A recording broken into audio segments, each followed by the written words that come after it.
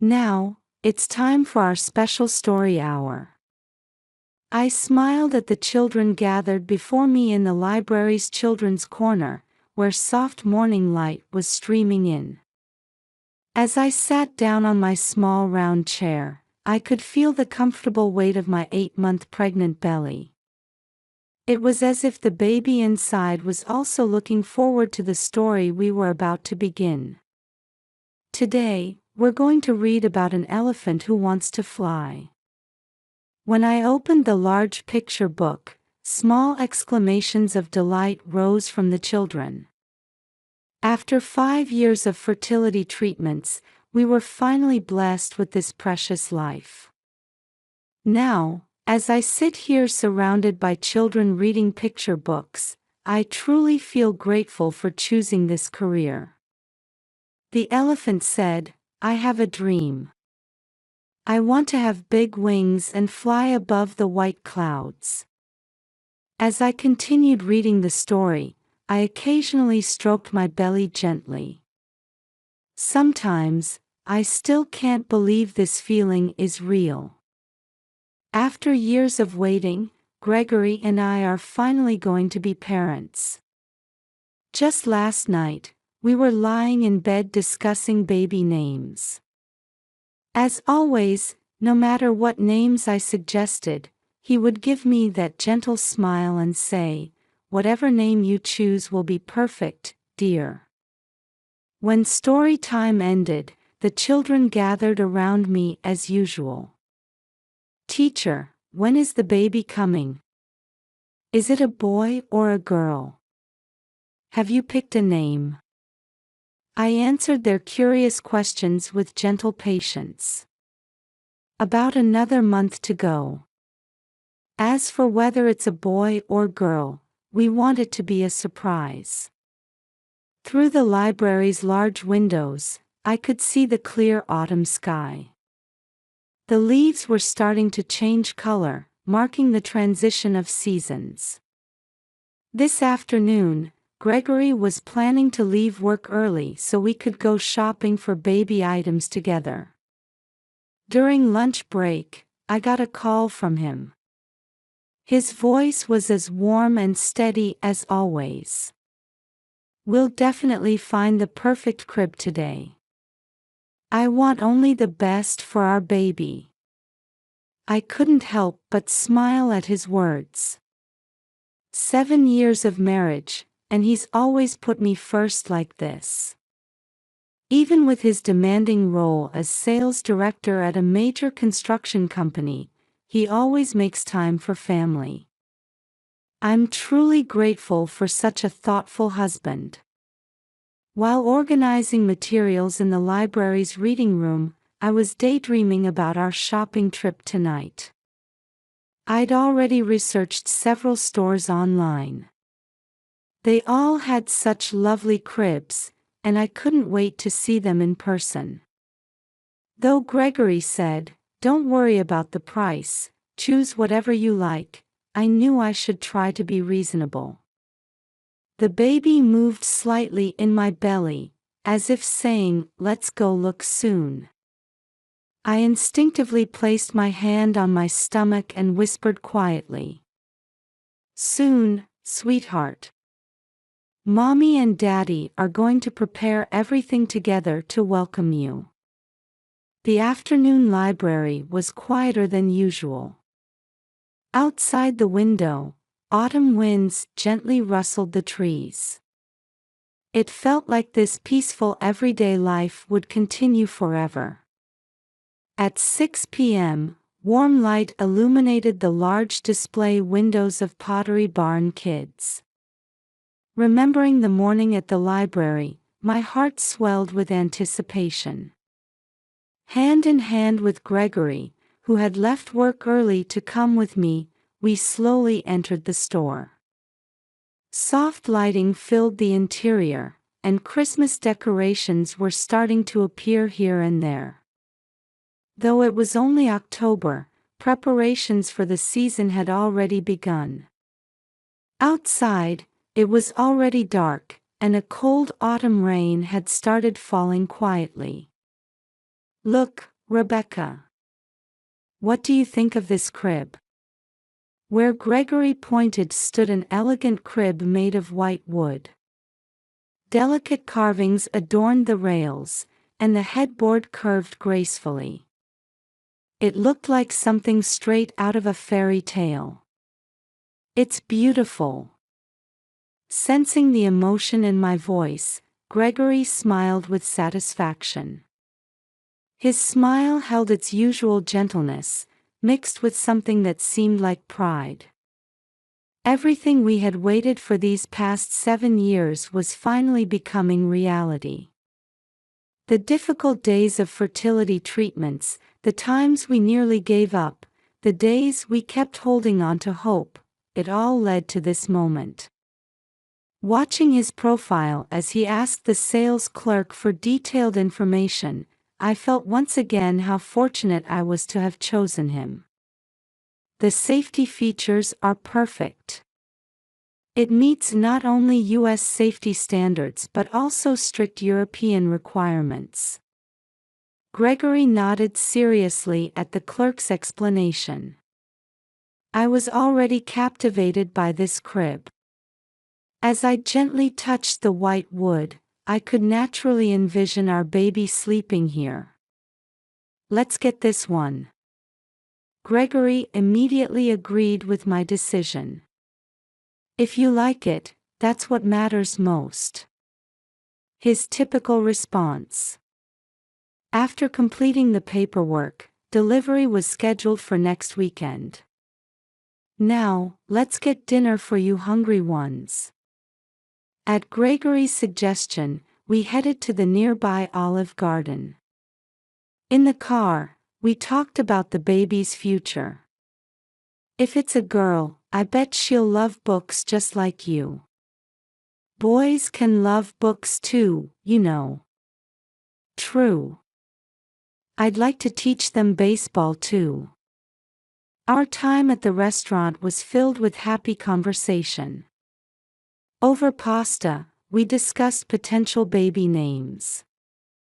When Gregory suggested Emily, I felt the baby jump in my belly. Oh my, looks like this little one likes that name too. Outside the window, the rain was getting heavier. The clock showed 8 p.m. We needed to hurry home. As we turned onto Green Bay Road, the rain intensified. The streetlights reflected off the raindrops, creating a dreamlike scene. Trees lining both sides of the road swayed in the wind, casting eerie shadows that were distorted and erased by passing headlights of oncoming cars. Quiet Mozart played on the radio, creating a strange harmony with the sound of rain. Despite the wipers running at full speed, visibility ahead was clouded. Gregory was driving more cautiously than usual. Be careful. He nodded gently at my words. The car interior was filled with classical music and a peaceful atmosphere. That's when we saw bright lights in the oncoming lane. The blinding headlights of a large truck approached at an abnormal speed. Gregory turned the wheel. A violent impact. The sound of metal creaking. Shattering glass fragments. Everything seemed to move in slow motion. Before losing consciousness, I desperately tried to protect my belly with both hands. This precious little life had to be protected. The morning story time, the afternoon phone call with Gregory, the happy moments choosing the crib, these memories raced through my mind like a film reel. I could still feel the sensation of the baby's last movement in my palm. It's okay, Mommy will protect you, I repeated in my mind over and over. Darkness was approaching. Somewhere in the distance, I could hear the sound of ambulance sirens. When I came to, an unfamiliar ceiling met my eyes. White. Pure white ceiling. The smell of disinfectant stung my nose. A hospital. How much time had passed? The regular beeping of medical equipment. The sound of dripping for fluids. The small green light of the monitor blinking in the darkness. The rhythmic sound of the ventilator, like someone's breathing. Everything felt surreal, as if I were watching someone else's story from the outside. Yet the pain throughout my body confronted me with reality. The bandages wrapped around my chest, the 4-needle in my arm, the dull pain enveloping my entire body. Gradually, I began to understand this was reality. Trying to move, sharp pain shot through me. That's when I noticed something was wrong. When I placed my hand on my stomach, it was flat. That large bump was gone. With my confused mind, I tried desperately to understand the situation. Memories came back in fragments. Rain. Lights. Collision. The door to the room opened, and Gregory entered. Not in his usual dashing appearance. His shoulders were slumped, his eyes red and swollen. "Rebecca." He stood by my bedside and said in a trembling voice. "The baby couldn't be saved."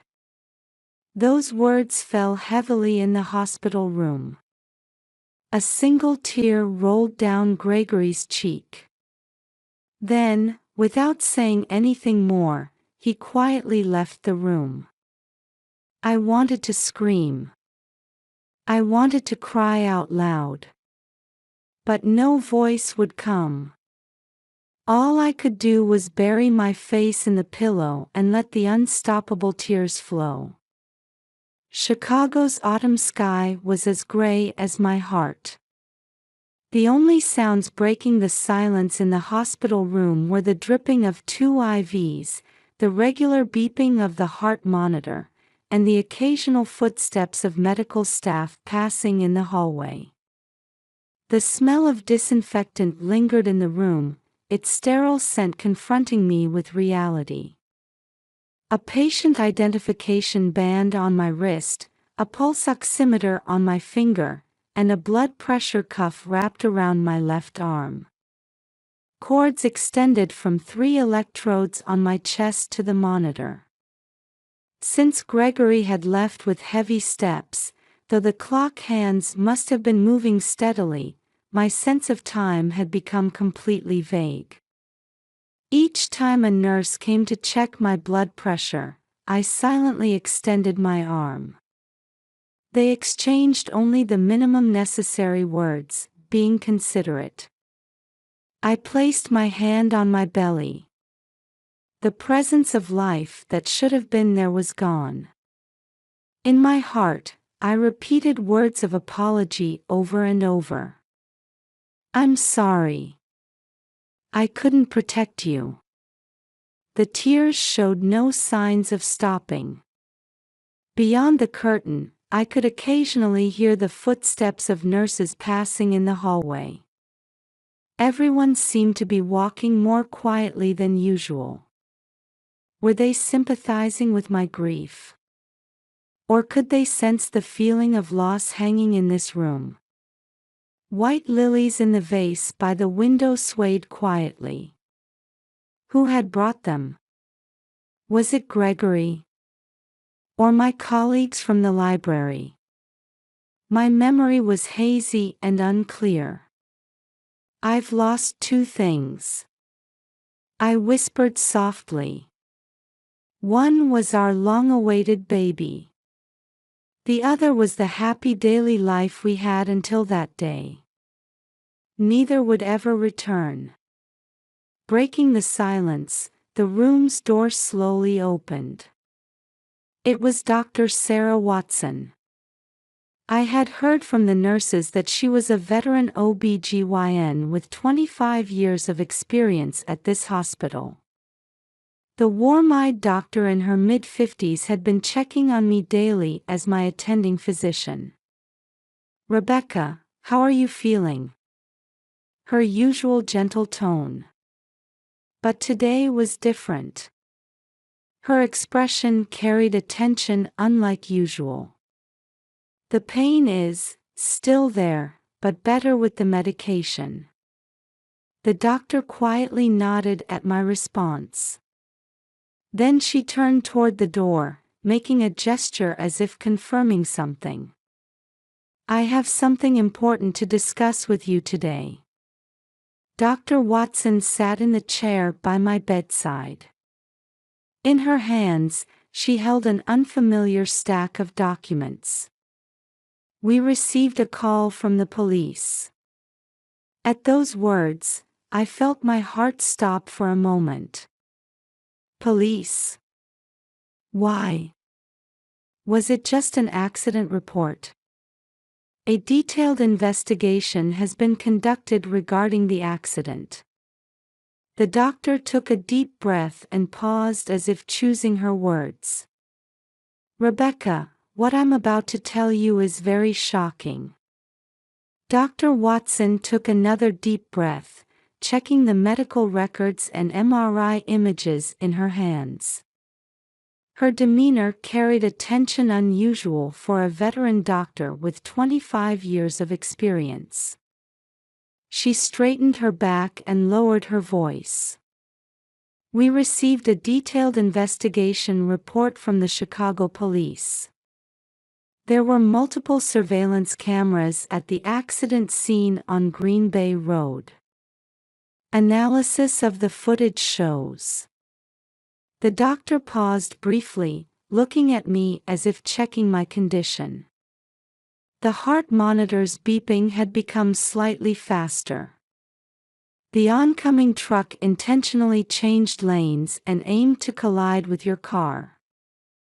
And Dr. Watson's hands were visibly trembling.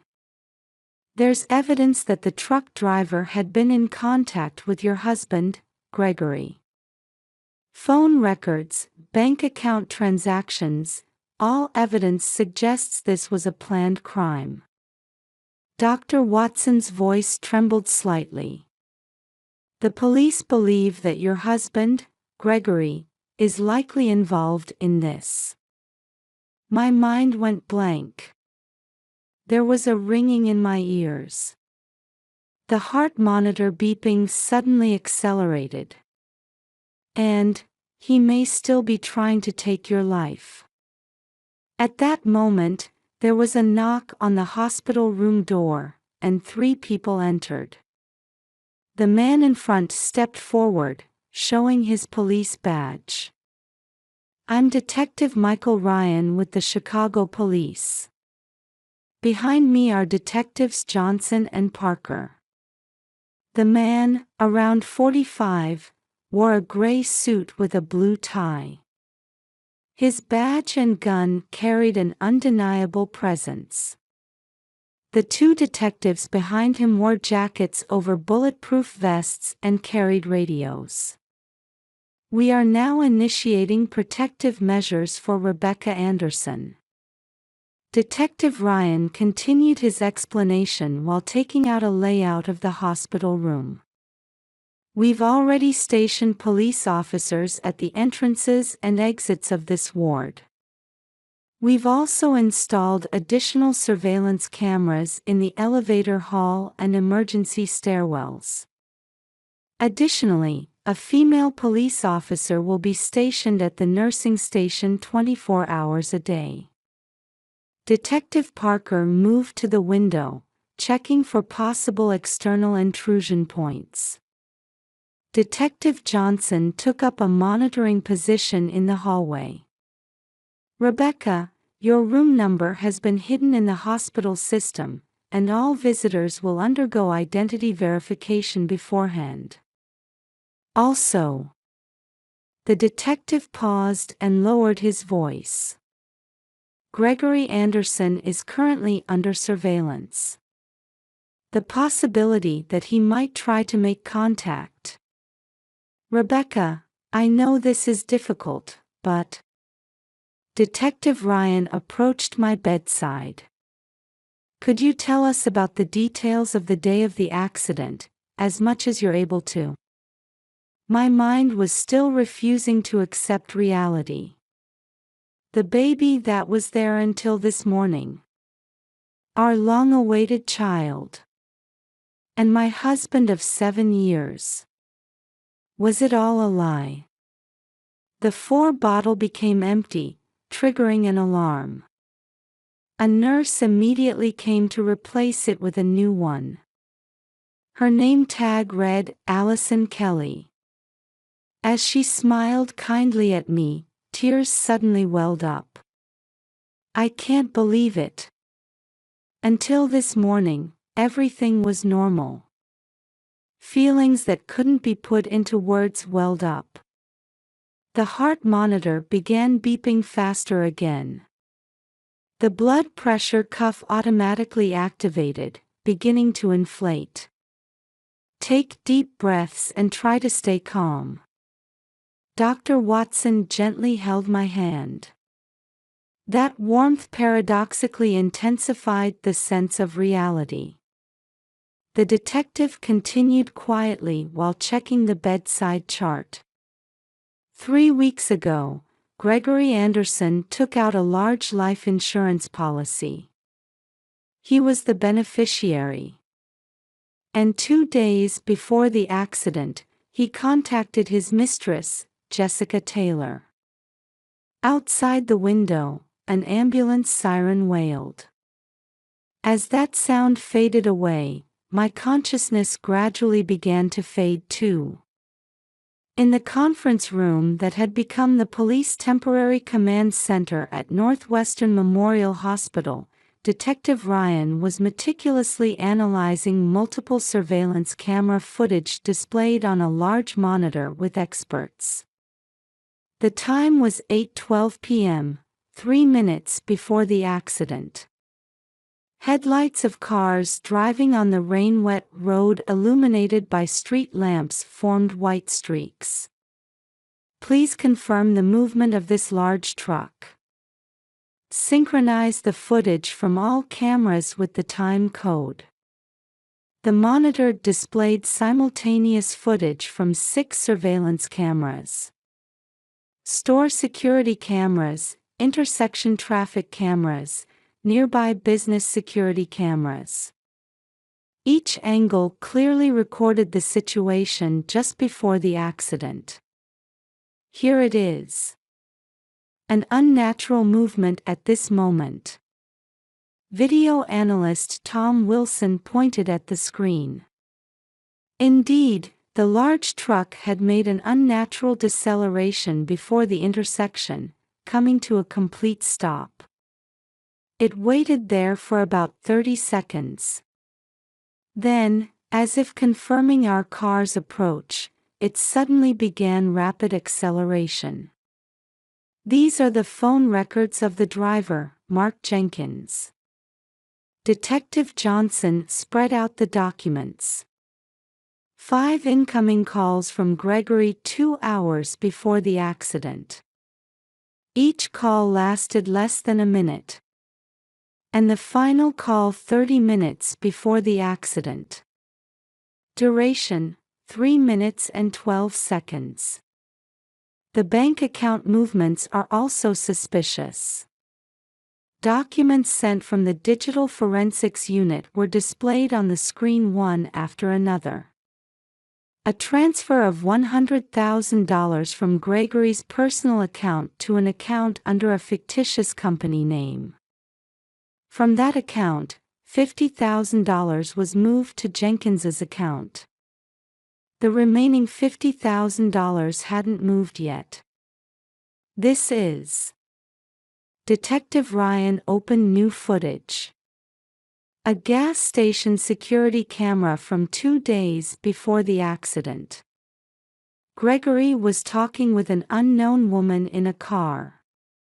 When enlarged, the woman's profile was clearly visible. Jessica Taylor, 28 years old. A new sales employee who joined Gregory Anderson's company 6 months ago. Her ID photo was displayed. Long black hair, intelligent features with refined looks. According to her resume, she graduated from university with excellent grades and had achieved results in her previous job. Their relationship appears to have begun about 4 months ago. Hotel security cameras, restaurant witness statements, cell phone message history. Electronic device forensics analysis revealed evidence of their relationship one after another. Encrypted message app conversations were discovered on Gregory's company-issued iPhone. And most decisively, an encrypted email Gregory sent to Jessica the day before the accident. The specialized unit's decryption revealed clear intent. Tomorrow night, it will all be over. As promised, let's start our new life. Word came in from investigation headquarters. A passport and $500,000 in cash were found in Gregory's home. Preparations for overseas flight. The suspect is now heading to the hospital. At 3:45 p.m., Gregory Anderson arrived at the hospital. The moment he tried to enter the underground parking garage, 2 plainclothes detectives quietly approached and stopped his vehicle. Gregory Anderson, you are under arrest for attempted murder. Detective Ryan announced while showing his police badge. Gregory showed a momentary look of surprise but quickly returned to an expressionless face. During the arrest search, a handgun was found in the inner pocket of his jacket. I invoke my right to remain silent. Words spoken matter-of-factly. In his back as he was placed in the patrol car, I felt the end of 7 years of marriage. The elevator security camera captured his ascending figure. 5th floor, 6th floor, 7th floor. Wait. Detective Ryan stared intently at the screen.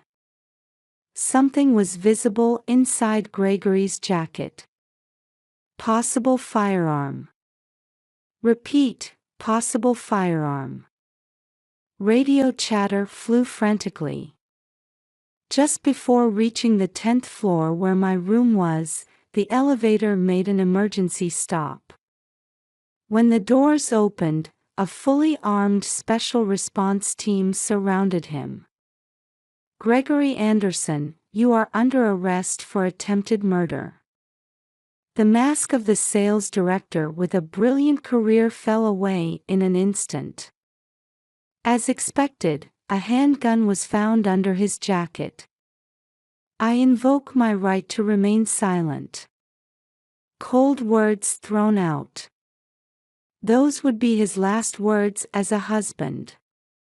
At the same time, at Chicago O'Hare International Airport's International Terminal, Jessica Taylor, who was trying to complete check-in procedures for British Airways Flight BA294 to London Heathrow, was already surrounded by plainclothes officers.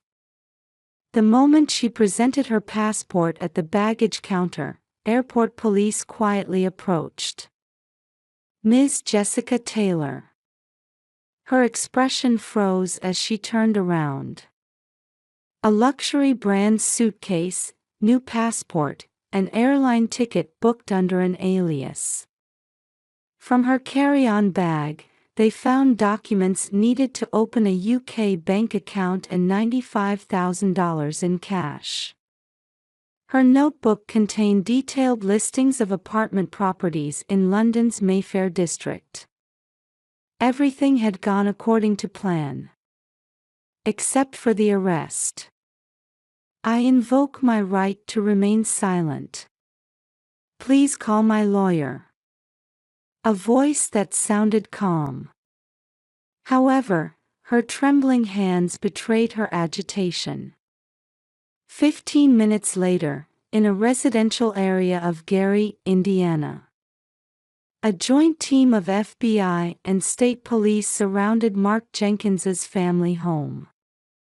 His white pickup truck with a child's seat had been fitted with a new bumper to erase traces of the accident, but the mechanic's testimony had already revealed the fact of the modification.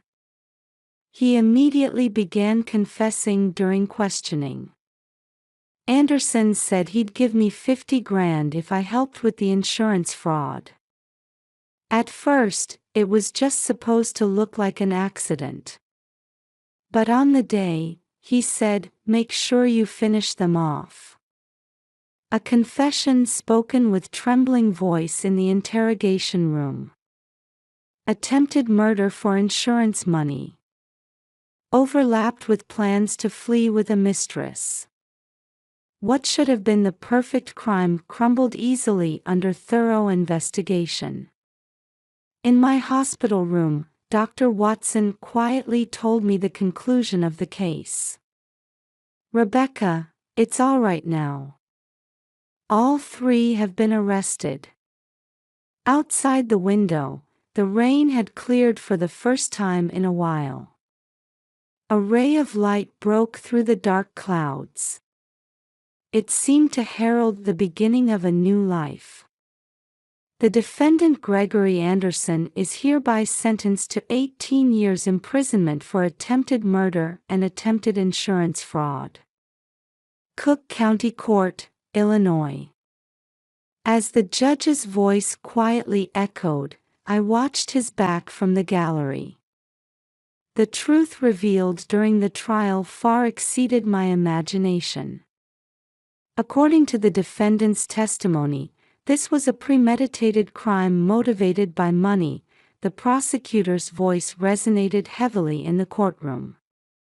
It was a despicable crime aimed at obtaining massive life insurance proceeds and fleeing abroad with his mistress.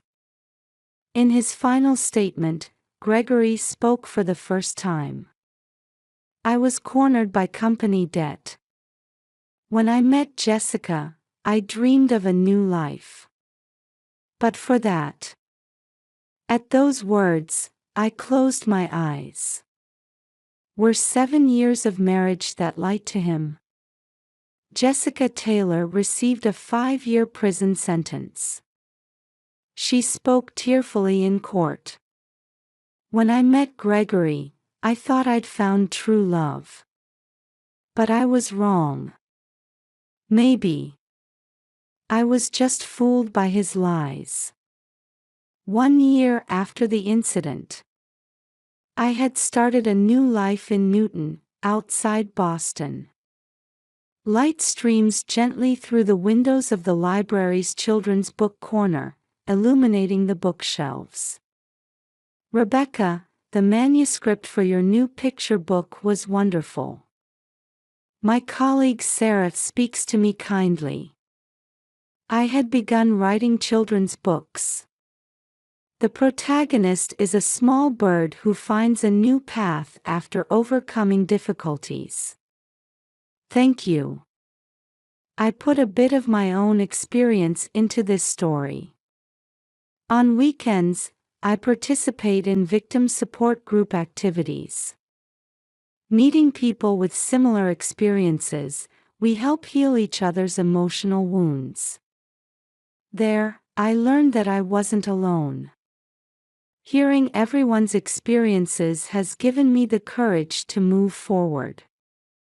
The participants quietly nod at my words in the support group. Though carrying sadness, each person is walking their own path. At my new workplace in the Boston Public Library, no one pries into my past. Just days spent as a librarian, sharing the wonder of books with children. Sometimes, I still place my hand on my belly. But not from backward-looking emotions. Because that child was there, I was able to change. Outside the window, maple leaves shine in the autumn sunlight, as if announcing the beginning of a new season.